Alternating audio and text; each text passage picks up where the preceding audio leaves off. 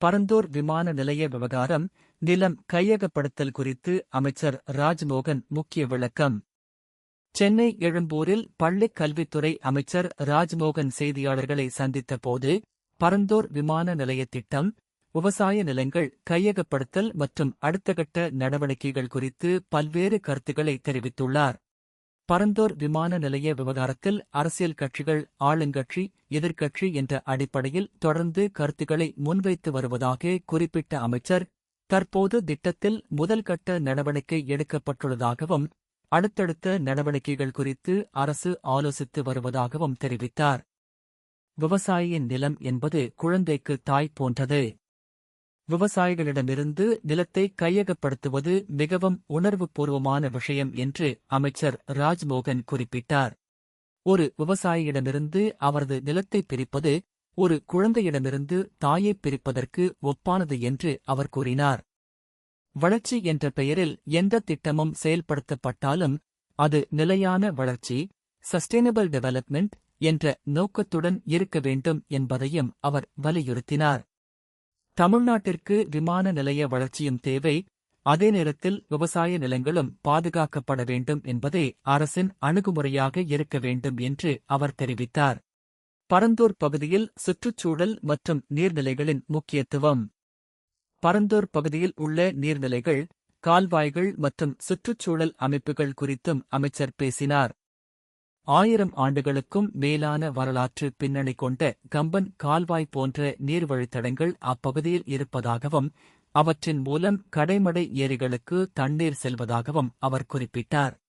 இந்த நீர்வள அமைப்புகள் காரணமாக பல்வேறு பறவைகள் மற்றும் உயிரினங்கள் அப்பகுதிக்கு வந்து இனப்பெருக்கம் செய்வதாகவும், எனவே இது ஒரு தொல்லியல் முக்கியத்துவம் கொண்ட பகுதி மட்டுமல்லாமல் முக்கியமான சுற்றுச்சூழல் சங்கிலி என்றும் அமைச்சர் தெரிவித்தார். விவசாயிகளின் நீண்டகால போராட்டம். பரந்தூர் பகுதி விவசாயிகள் நீண்ட காலமாக போராட்டத்தில் ஈடுபட்டு வந்ததாகவும் அமைச்சர் குறிப்பிட்டார். தற்போது அந்தச் சூழலில் மாற்றம் ஏற்பட்டுள்ளதாகவும், விவசாயிகள் முதலமைச்சரை சந்தித்து நன்றி தெரிவித்துள்ளதாகவும் அவர் கூறினார். விவசாயிகளின் கோரிக்கைகளை கருத்தில் கொண்டு அரசு நடவடிக்கைகளை மேற்கொண்டு வருவதாகவும் அமைச்சர் தெரிவித்தார். கையகப்படுத்தப்பட்ட நிலங்கள் மீண்டும் விவசாயத்திற்கு பயன்படுத்தப்படுமா? ஏற்கனவே கையகப்படுத்தப்பட்ட நிலங்களை மீண்டும் விவசாயத்திற்கு பயன்படுத்துவது குறித்து எதிர்க்கட்சித் தலைவர் எடப்பாடி பழனிசாமி கேள்வி எழுப்பியிருந்தார். இதற்கு பதிலளித்த அமைச்சர் ராஜ்மோகன், இந்த விவகாரத்தில் சட்டரீதியான பல அம்சங்கள் இருப்பதால் அவசரப்பட்டு எந்த முடிவையும் அறிவிக்க முடியாது என்று தெரிவித்தார். நில உரிமையாளர்களுக்கு ஏற்கனவே இழப்பீடு வழங்கப்பட்டுள்ள நிலையில் அடுத்தகட்ட நடவடிக்கை எவ்வாறு இருக்க வேண்டும் என்பது குறித்து சட்ட வல்லுநர்கள் மற்றும் சம்பந்தப்பட்ட தரப்பினருடன் ஆலோசனை நடத்த வேண்டியிருப்பதாக அவர் கூறினார். சிலர் நிலத்தை வழங்கியுள்ள நிலையில் சிலர் இன்னும் வழங்கவில்லை என்றும், அனைவரையும் கலந்து ஆலோசித்து சுமூகமான மற்றும் சிறப்பான தீர்வு காண அரசு முயற்சி செய்யும் என்றும் அமைச்சர் ராஜ்மோகன் தெரிவித்துள்ளார். வளர்ச்சியும் விவசாயமும் இணைந்து செல்லுமா?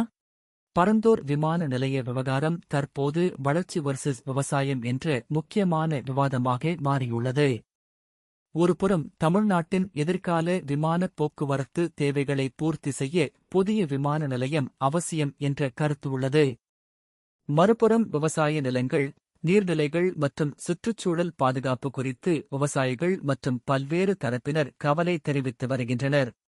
இந்த சூழலில் வளர்ச்சித் திட்டங்கள் மக்கள் வாழ்வாதாரத்தையும் சுற்றுச்சூழலையும் பாதிக்காத வகையில் செயல்படுத்தப்படுமா என்பது முக்கிய கேள்வியாக உள்ளது. அமைச்சர் ராஜ்மோகனின் விளக்கத்தின்படி, பரந்தூர் விமான நிலையம் தொடர்பான அடுத்தகட்ட நடவடிக்கைகள் சட்ட ஆலோசனை மற்றும் சம்பந்தப்பட்ட தரப்புகளுடன் கலந்தாலோசித்த பிறகு தீர்மானிக்கப்படும் என எதிர்பார்க்கப்படுகிறது. பரந்தூர் விமான நிலைய திட்டம், கையகப்படுத்தப்பட்ட நிலங்களின் எதிர்காலம் மற்றும் விவசாயிகளின் கோரிக்கைகள் தொடர்பான அடுத்தடுத்த நடவடிக்கைகள் அரசின் அதிகாரப்பூர்வ முடிவுகளுக்குப் பிறகே தெளிவாகும்.